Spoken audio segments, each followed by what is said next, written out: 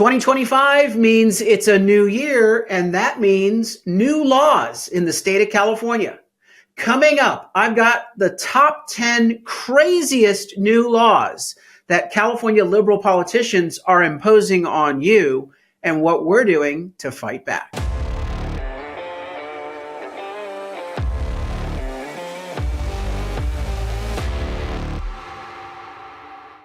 I'm Carl DeMaio, chairman of Reform California and a state representative representing District 75 in the state assembly. Every January 1st brings new laws that kick into effect. When the governor signs a law throughout the year, typically it does not take effect until the first of the following year. So January 1 brings a bunch of new laws, new mandates, new restrictions into place across the state of California. And you know, with California being dominated by one supermajority party, the Democrats, and they're pretty darn far left extreme, a lot of the new laws are pretty bad. And so every year I get an entire list of all the new laws. I go through each and every one of them, and I come up with the top 10 craziest laws.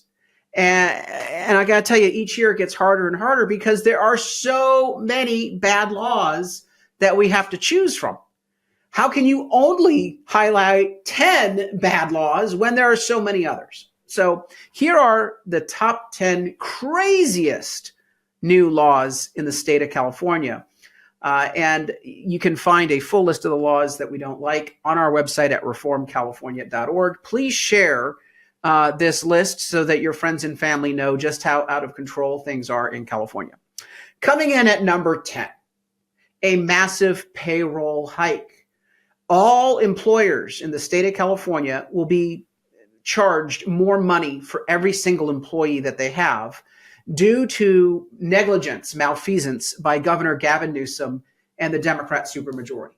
See, what they did a few years ago, back during the 2020 shutdowns, they closed down the economy, and then they went to the federal government and they said, we want to give a bunch of unemployment benefits out. So can we borrow $20 billion from the federal government for unemployment benefits? Because, of course, the politicians in California shut down our state. They then turned around and paid out a bunch of unemployment benefits. And in fact, they paid out more than they should. They were so negligent and incompetent that Gavin Newsom and the idiots that he had running the show at the Employment Development Department, which runs our unemployment program, they paid out $34 billion, billion with a B, $34 billion in fraudulent benefits. It was so incompetent. It was so reckless. Plus, they gave illegals a bunch of money as well. And the result was they ended up billions of dollars in debt, and they never did repay the federal government for all the extra benefits, even though Gavin Newsom got billions and billions of dollars from the federal government as part of the rescue package. Instead of using that money for where it should have gone, which was to pay off this loan that they received for all these extra benefits, they spent it on other things, including billions and billions for illegals. Free health care, welfare benefits, travel assistance, legal aid, etc.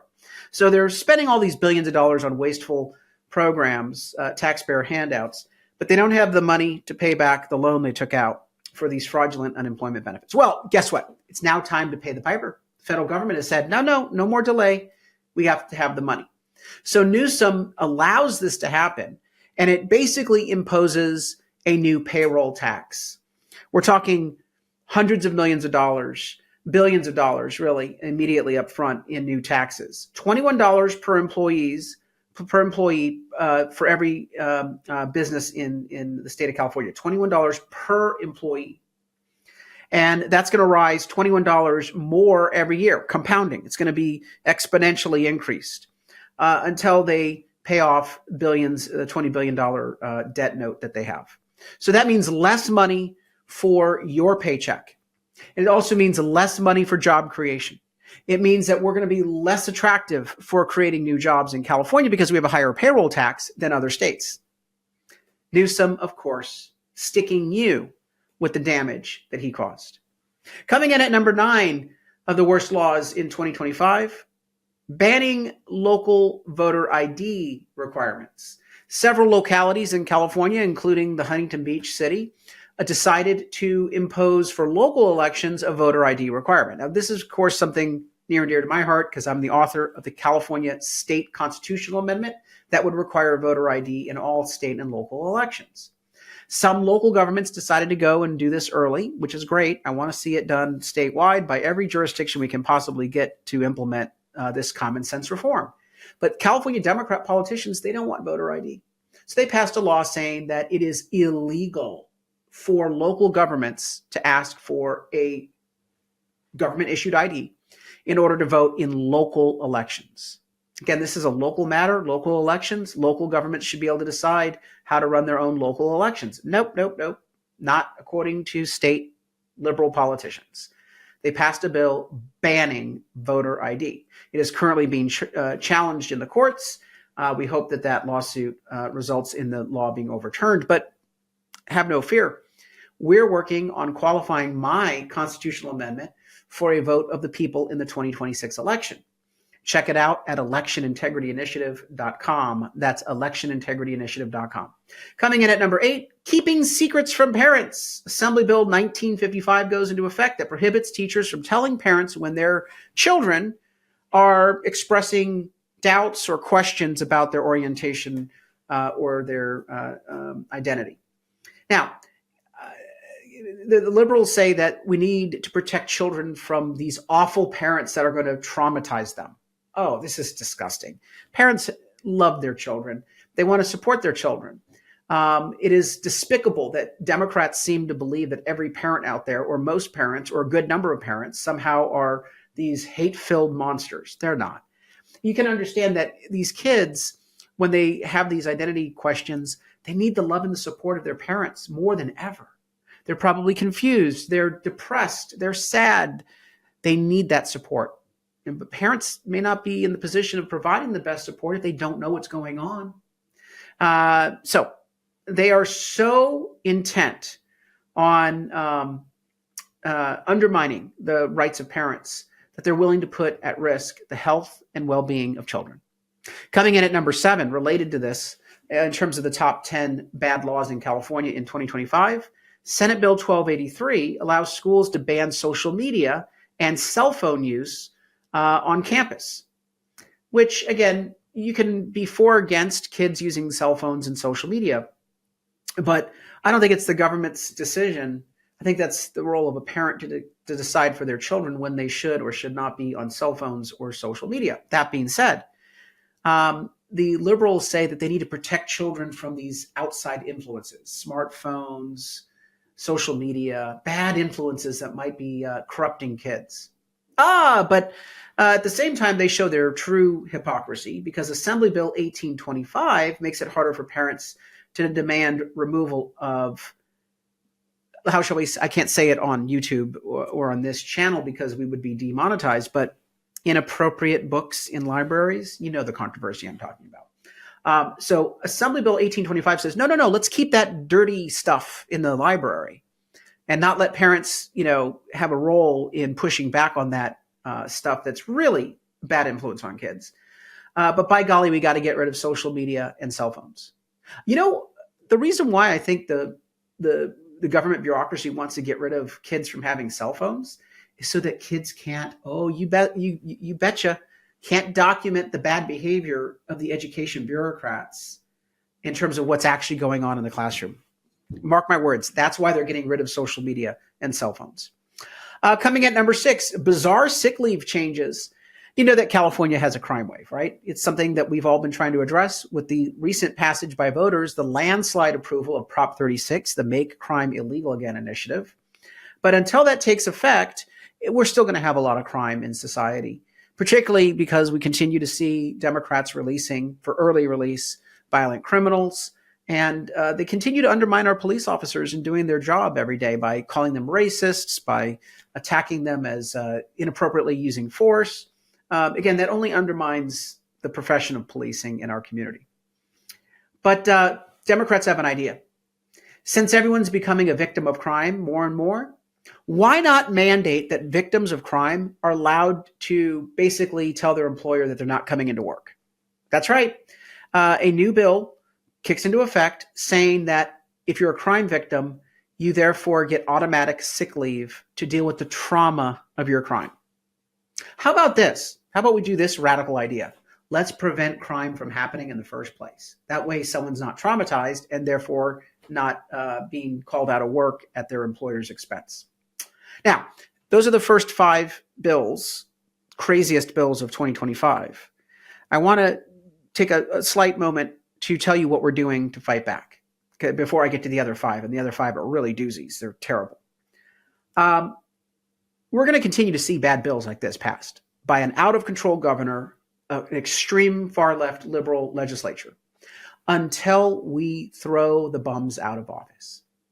And that's why I'm encouraging you to join us at Reform California, the leading grassroots organization in California fighting to take back our state from the far left insanity that grips it currently. We do that by recruiting candidates to run for office, including the state legislature, to join me in the state legislature. Now that I'm in the belly of the beast, I see it from the inside. I know the craziness that's going on up close and personal. But we need more people inside the legislature who can tip the scales, who can speak truth to power, to join our Reform California caucus that we're building inside the legislature. To do that, we need to recruit candidates, and I'm urging you to help us out. Go to our website, reformcalifornia.org. Sign up at the bottom of that website so that you can keep in touch with us on the candidates we're running in your area. We put out a voter guide every election, and this gives you an access to that free voter guide. Plus, we do events in your community. We're organizing volunteer drives. We're recruiting candidates and training them to run for all sorts of offices from school board all the way up. You don't know what's going on unless you sign up. Plus, chip in a contribution right now at reformcalifornia.org. We are not funded by the big, deep pockets of special interests. We rely exclusively on small dollar donations from people like you. If you want a better state, if you want us to restore sanity in this state, please chip in a contribution. We are completely driven by grassroots supporters. It's a volunteer movement. We need your help. Go to reformcalifornia.org. All right. So I gave you the first 5 bad bills of the top 10 bad bills of 2025. Let's go on to number 5. There's now a used clothing mandate, recycling mandate. Senate Bill 707 requires that retail, textile, and apparel companies must now establish programs at their expense to collect old, unwanted, used clothing. So as soon as you're done wearing, your suit, you're not allowed to throw it away in the landfill. No, that's bad. It takes up space in the landfill. No, you're now going to be required, and stores are going to be required to take the clothes off your hands and repurpose them or recycle them. Now, you might say, well, that sounds pretty commonsensical. We don't need to fill up our landfills. You know where this is headed, right? Yeah, connect the dots. Follow the money, honey. You do realize that once a recycling program is established, what happens next? Oh, that's right. The state charges you a deposit on every item of clothing that you buy. I'm telling you, that's what's happening next. It's not part of the Senate Bill 707, but that's where this is headed. It's always about your money. It's not about the environment. It's about getting in your pocket, not recycling your jackets and clothing with the pockets, but getting the money out of your pockets. Coming in at number 4, forced unionization of all employees. Look, you know that the union bosses run politics in California, right? Unions are the most powerful special interest, not the businesses. No. It's the union boss that calls the shots in the state legislature because they have all these campaign contributions through forced union dues. The way that unions have been able to expand their ranks, only in California, by the way, it's the only place where unions are relatively stable, it's because the politicians are writing union mandates. If you want to bid on government contracts, you have to be a member of a union. That employers are not allowed to push back against unionization drives. Senate Bill 399 prohibits employers from requiring employees to attend briefings or meetings where the employer educates the employees on the bad things that might happen if they unionize. Senate Bill 399 is against the First Amendment. You cannot tell an employer that they're not allowed to speak. And that's what they're basically doing. Assembly Bill 800 kicks in a requirement for California high school juniors and seniors to be taught by mandate about their rights to join a union and the benefits of joining unions. Oh, but there will not be similar instruction on the bad things about unions and why unions might actually undermine people's ability to get a job and keep a job. Again, this is nothing but corruption. It's pay-to-play politics. Coming in number 3, if you have a house cleaner or a nanny, be careful, because starting July 2025, domestic workers, nannies, and house cleaners are now going to be subject for the first time ever, in the first state ever, to workplace safety laws. So all the health and safety rules that are applied to workplaces will now be implemented in your own home. This is insane. Before you know it, they're going to be requiring you to post one of those employee rights posters in your kitchen if your maid comes in that day. Coming in at number 2, requiring foster parents to support changing operations. Oh, you know what we're talking about. We can't really go into detail because YouTube monetization does not allow us to get into certain details or use certain words, but you know what I'm talking about. Starting in 2025, anyone who wants to be a foster parent in California must sign a pledge that they will support a surgery for a minor or any other therapy for a minor. Even if, again, I'm a gay Republican, so I don't believe in this nonsense. I don't think children should be encouraged to do any permanent decisions when they're young. Let them live. Let them, experience. Let's not rush into anything. We know that a lot of these kids change their minds later on. So slow down, pump the brakes. And if you're a good parent, that's what you're going to do. You're going to love and support your children and say, it's okay, we can get through this together. You can be whoever you want to be, but we don't need to make any decisions yet. But no, not the liberals in California. They want to force the issue early, before kids really know who they are. And if you tell foster parents that they have to agree to this policy, many of them are going to say, I can't in good conscience do that. I'm ethical, I'm moral, I want the best for these kids, and that's not good, and I can't agree to it. So what's going to happen is we're going to lose out on a lot of good foster parents and perhaps get some bad foster parents in the mix. And so who does this hurt? Kids. It's going to hurt the kids because the kids are the ones that will go without foster parents in California. And coming in at number 1, we saved the worst for last. Increased gas prices for you at the pump. AB X21 kicks in that requires costly new regulations for oil and gas companies to have to store a bunch of reserves of oil, and that cost would be passed on to you, the consumer. We'll be the only state in the union that requires this, like a lot of bad regulations we have on oil and gas. We also have new air regulations imposed by CARB that go into effect this year.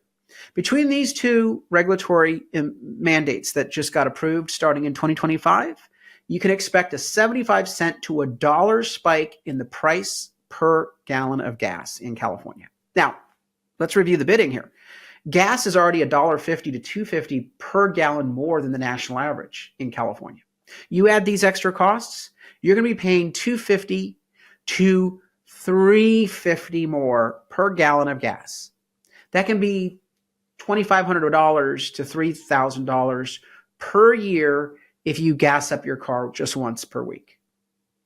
That's the penalty for living in California, and that's just the price of gas. Think about all the other cost of living spikes that all their regulations are imposing on us each and every day.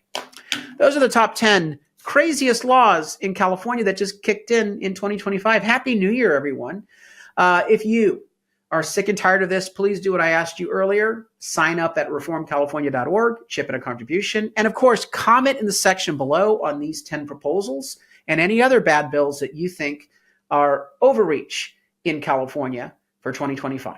I'm sure there's a lot more that we didn't cover in this show because there was too many to fit onto a list of 10. Until next time, I'm Carl DeMaio, Chairman of Reform California and a state representative representing District 75 in the State Assembly.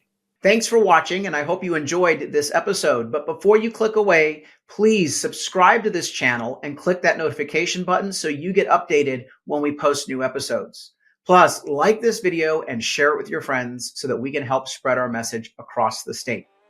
Reform California with Carl DeMaio is paid for by Carl DeMaio for State Assembly.